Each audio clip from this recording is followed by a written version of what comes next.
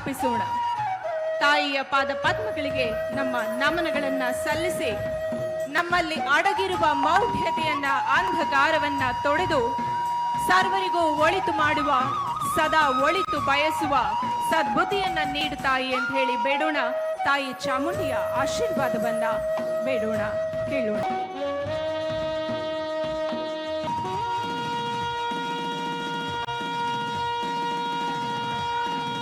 ಉದ್ಘಾಟಕರು, ಗಣ್ಯರು ಸರ್ವರು ಕೂಡ ತಾಯಿಯಲ್ಲಿ ಪೂಜೆಯನ್ನ ನೆರವೇರಿಸಿ ಪ್ರಾರ್ಥನೆಯನ್ನ ಸಲ್ಲಿಸ್ತಾ ಇದ್ದಾರೆ.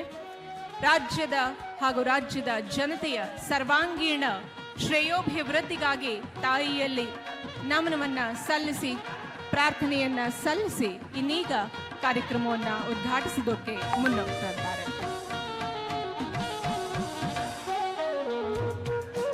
ಇಂದಿನಿಂದ ಆರಂಭವಾಗುವ ಈ ನಾಡಹಬ್ಬ ದಸರಾ ಅಕ್ಟೋಬರ್ ತಿಂಗಳ 2ನೇ ತಾರೀಕಿನವರೆಗೂ ಬಹಳಷ್ಟು ವಿಜೃಂಭಣೆಯಿಂದ ನಡೀತಾ ಇದೆ.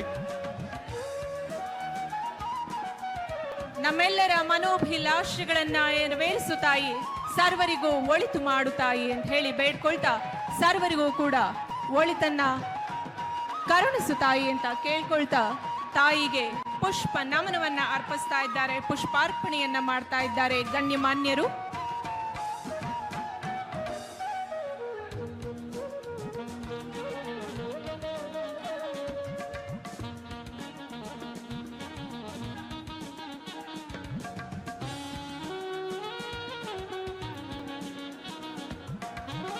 ದುಷ್ಟ ದಮನೆ ಶಿಷ್ಟ ರಕ್ಷಕಿಯಾದಂತಹ ತಾಯಿ ಚಾಮುಂಡಿಗೆ ನಮ್ಮೆಲ್ಲರ ನಮೋ ನಮನಗಳನ್ನ ಅರ್ಪಿಸೋಣ, ಕಾರ್ಯಕ್ರಮವನ್ನ ಮುಂದುವರಿಸೋಣ.